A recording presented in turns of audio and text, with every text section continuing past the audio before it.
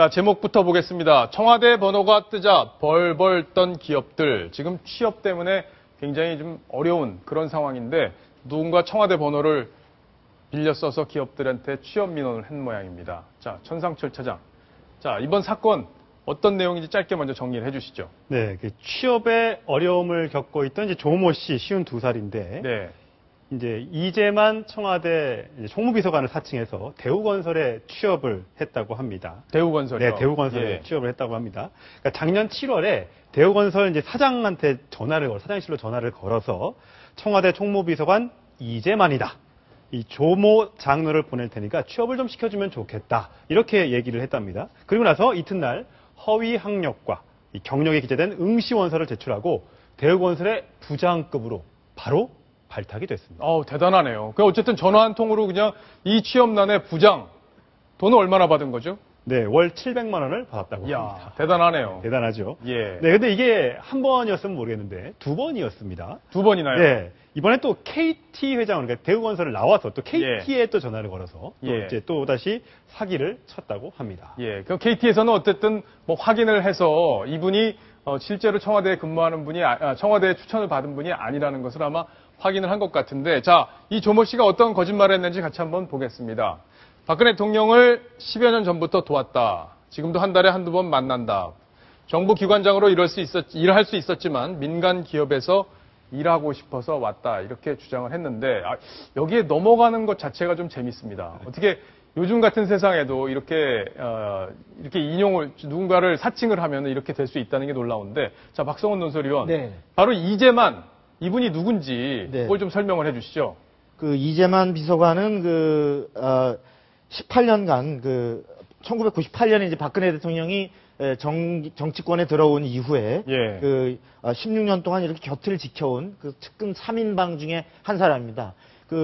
우리가 박지원 새정치민주연합 의원이 얼마 전에 만만회라는 그랬죠. 거에서 뭔가 이 인사를 좌우하는 뭔가 물밑에 세력 세 사람이 있는 것처럼 얘기했죠.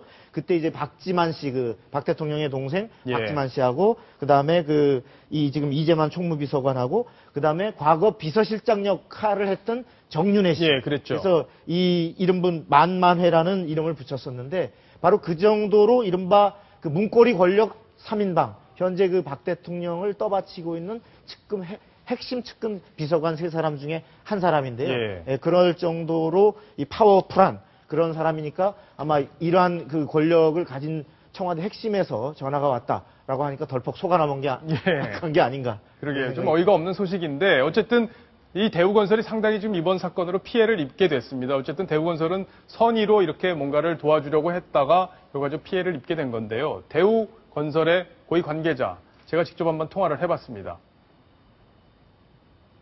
핸드폰 전화번호 이거가 청와대와 국번이 똑같다고 하더라고요. 그리고 전화번호 숫자 한 가지만 틀린가 그렇대요. 사무소에 두 군데에 있었는데 한 군데에 있다가 여기 근처에 안 좋다 해서 못 받겠다 해갖고 또 딴 데로 보냈는데 거기서도 근처에 안 좋고 거짓말하고 한자해갖고 한 장에서 잘랐어요. 그래서 우리한테 잘리니까 이제 KT로 간 거예요. 그래갖고 이재관이한테 내 자리 있냐 하고 물어보니까 어떻게 확인하다 보니까 이제 사기당한 게 드러난 거예요.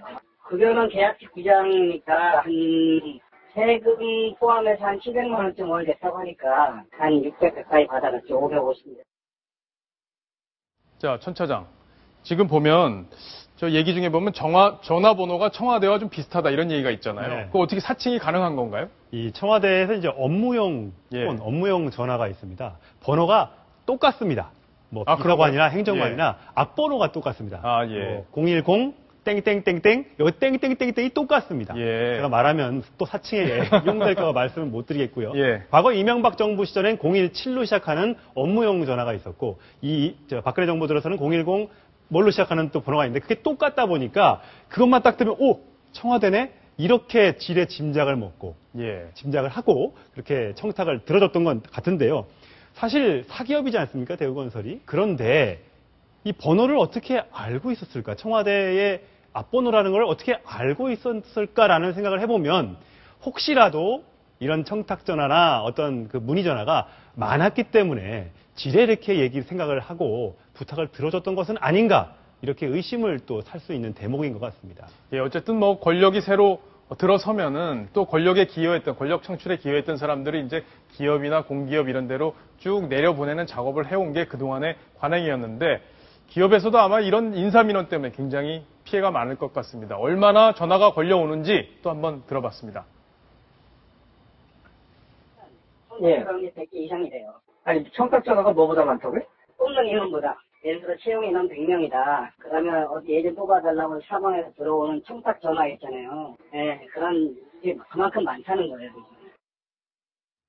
자, 지금 100명을 모집하면은 100명 이상의, 100통 이상의 전화가 걸려온다고 하니까 정말 인사민원, 진짜 기업 입장에서는 굉장히 처치곤란이 아닐까 싶은데요. 자, 그렇게 보면 사실 청와대의 어떤 막강한 권력, 이것도 좀 관심사인데 사실 김기춘 실장, 그동안에 논란이 계속 됐었어요. 거친 논란이 됐는데 오늘 한 신문에서 김기춘 실장이 연말쯤 물러날 거다 이런 얘기가 나왔는데 천상철 차장이 좀 취재를 했습니까? 네. 근데 사실 그 기사가 나가는 게 김기춘의 실장의 거취 논란과 관련해서 많은 기사들이 그동안 쏟아졌었습니다. 그랬죠. 오늘 예. 민경호 청와대 대변인이 이렇게 얘기했습니다. 처음 나는 기사도 아니고 받았으면 오보가 될 것이다. 이렇게 예. 얘기를 했습니다. 뭐 국정감사가 끝나고 나서 아마 교체가 될 것이다 이렇게 얘기했는데 아직 국감 끝나고 정기국회 끝나려면 아직도 3개월 가까이 남았는데 무슨 경질이냐 교체냐 뭐 이렇게 얘기를 했었습니다. 근데 사실 이런 얘기가 계속 나올 수밖에 없었던 이유가 있죠. 뭐 송광영 전 청와대 교육문화수석이 이 부실검증 논란으로 이제 물러나게 됐고요. 또 곽성문 한국광고공사 사장이 또 김성주 대한적십자사 총재, 박완수 인천공항공사 사장 내정자 이렇게 그 상당수의 친박 인사들이 공기업 쪽에 낙하산으로 내려가면서 그 뒤에 김기춘 비서실장이 있는 것이 아니냐 이런 지적이 일면서 항상 거취 논란이 일었던 겁니다. 그런 면에서 이번 것이 다시 해프닝으로 끝날지 모르겠습니다만 청와대에서는 아마 이 부분을 계속해서 문제 제기가 되고 있는 이 부분에 대해서 좀 심각한 고려가 있어야 될 것으로 보입니다. 예, 어쨌든 뭐 김기춘 실장 이 책임론, 인사 문제만 나오면 책임론에 휩싸이게 되는데 아마 마땅한 대안도 없다. 이게 청와대 내부의 분위기인 것 같습니다. 그래서 아마 연말에 물러날 거다 이렇게 단정적으로 얘기하기는 어려운 상황인데요. 어쨌든 김기춘 실장의 거취 늘 관심사니까 저희도 면밀하게 취재를 하도록 하겠습니다.